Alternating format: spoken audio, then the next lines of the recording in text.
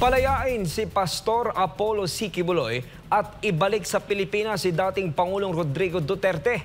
Ito ang sigaw ng mga taga Quezon Province sa isinasagawang town hall meeting doon ngayon.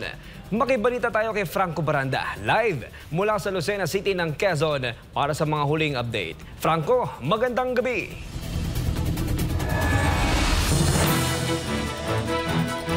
Yes, magandang gabi, Kyle.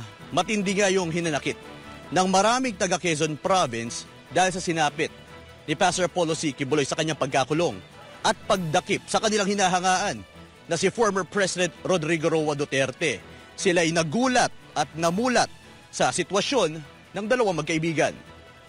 May 12 senatorial and local elections. Ito pong lahat... Presidente ng Barangay Lita, Tayabas City dito sa Quezon Province ang dumalo sa isinagawang Pastor Apollo C. Quiboloy for Senator Movement Town Hall Meeting para makilala at malaman ang mga plataporma ng butihing pastor.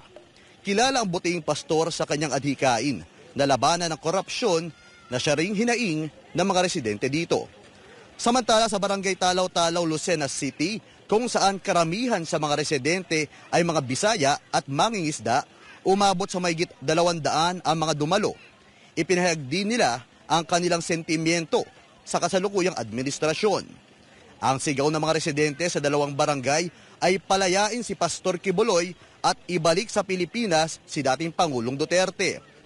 Ayon sa kanila, masakit raw makita sa social media ang ginagawang pang-aabuso ng kapulisan sa butihing pastor at sa dating Pangulo. Anila, naging magulo ang kani-kanilang mga barangay at muling nagbalik ang droga matapos ang termino ni dating Pangulong Duterte. Di rin nila lubos maisip na ang kanilang mga inaasahang pangako ni Pangulong Ferdinand Bongbong Marcos Jr.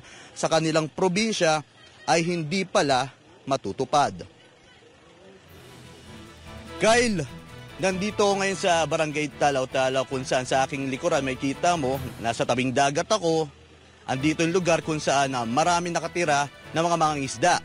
At karamihan sa mga naninirahan o residente sa lugar na ito ay mga Bisaya. Kaya sa pagdating pa lang namin dito, nakita nilang Seminay, ay talagang sumisigaw sila ng Duterte, Duterte. At isa na rin sa kanilang lahat kasi sila mulat sa nangyayaring sitwasyon ng ating bansa.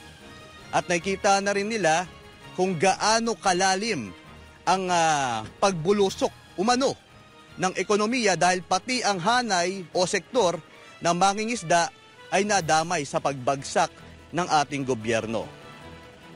Kyle. Alright, maraming salamat Franco Baranda sa uling update mula dyan sa Lucena City.